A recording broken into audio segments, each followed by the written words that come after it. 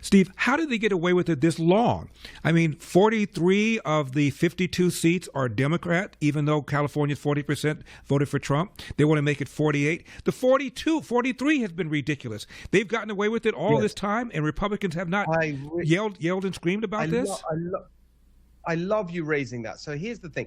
I was onto this even before Gavin Newsom popped up with this outrageous scheme, because I dug into it. And actually, even though, as you said, the people of California voted in 2008 and 2010 to put this in the hands of an independent commission, there was nothing independent about it. The Democrats hijacked the process. I've spoken to people involved at the time. The law firm that was hired by the Citizens Independent District and Commission was the DNC law firm, the Obama-Biden campaign lawyers. They were the lawyers for the so-called independent process. The people who drew the maps were the same people that Gavin Newsom just hired to draw his rigged maps this time. So every aspect of it was hijacked and biased in favor of the Democrats, and that's why you end up with a massively rigged, gerrymandered map today, even before Prop 50. And so even before Prop 50, I had made a commitment that I would reopen that whole process and make sure we take it back to the intention,